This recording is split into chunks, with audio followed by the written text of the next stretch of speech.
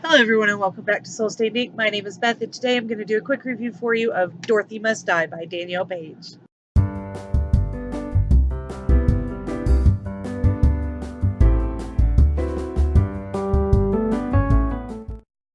So this book was published in 2014. It is the first in a completed trilogy and I had never read it before but heard an awful lot of good things about it. So I'm just going to come right out the gate and tell you I gave it a 5 stars. There are some things I dislike about it, and I will talk to you about those in a second. But overall, I enjoyed it immensely. I felt like it was a quick read, and this take um, on Oz and everything going on there is just really interesting to me. The basic premise of the story is that Dorothy went back to Kansas, like the Oz book says, but then Glinda came back and found her, and she was not as happy in Kansas as she thought she was going to be when she got home. So Glinda brought her back to Oz, and she's been there for years, just kind of being a tyrant. And she's changed. She is no longer this sweet, innocent little farm girl. She's gotten kind of evil, and people want to stop her. Enter Amy, who lives in Kansas, and her mom is kind of a junkie. There's a tornado coming, and Amy is left by herself in the trailer with her mom's pet rat. And so Amy and Star the pet rat wind up getting picked up in their little tin trailer house and thrown into Oz. So now people think that she is the hope for ridding Oz of the terror that Dorothy, Glinda, the Tin Man, the Scarecrow, and the Cowardly Lion have become. Um, if you read some of the other Oz books or saw any of the other Oz movies, you'll know that Ozma of Oz is the rightful ruler of Oz. She has fairy blood, I believe, and she is supposed to be the princess. Well, she and Dorothy became good friends. She made Dorothy a princess, and Dorothy took over the world. Uh, and so there is a lot of correlation between The Wizard of Oz, even the other books by L. Frank Baum that were in the Oz series and not just the first book, The Wizard of Oz. The wizard makes an appearance. There is an Order of the Wicked, and that is a group of witches, both of the wicked and good variety, who are attempting to stop Dorothy, and Amy kind of gets connected with them. The story just takes off from there. I have already given you a few spoilers, so I'm not going to get super into anything. I don't want to give you more than that. But the writing style was great. There are a couple of quotes I want to read you. They're all from the same chapter because I didn't think about giving you quotes until the end of the book. But there are two that I just really thought kind of encompassed the writing style and the feel of the story.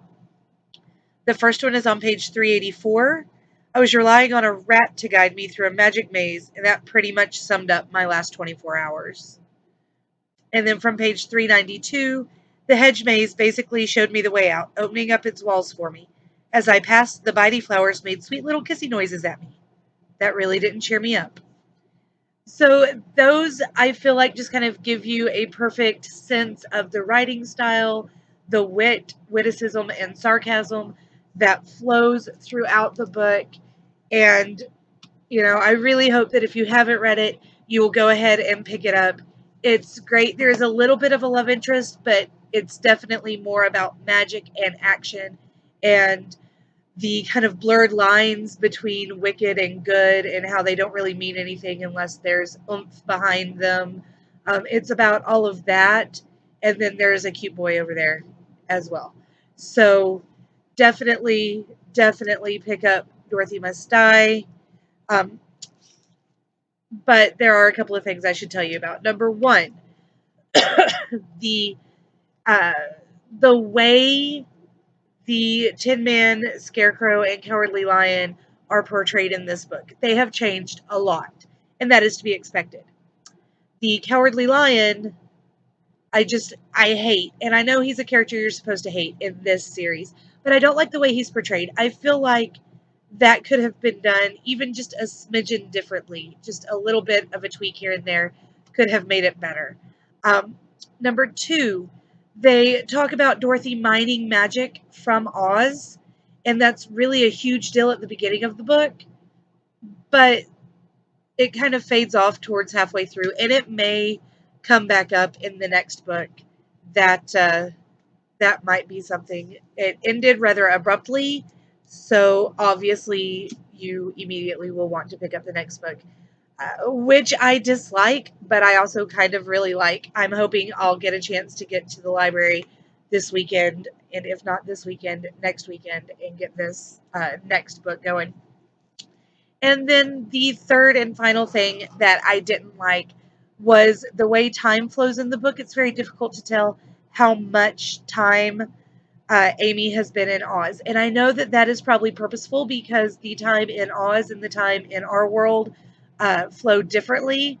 So at one point, she looks in the mirror and she sees her mom, and her mom saying something about um, Amy having been gone for at least 6 months, probably longer, but at least 6 months.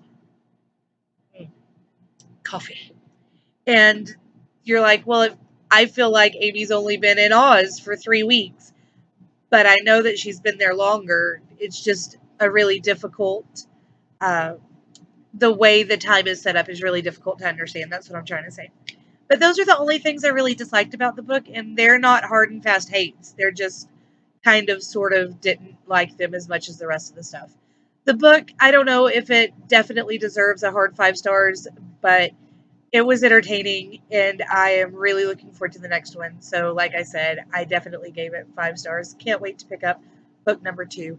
If you have read this series or want to read this series, let me know about it down below. I will talk to you guys again soon. Until next time, read something good and write something better. Bye.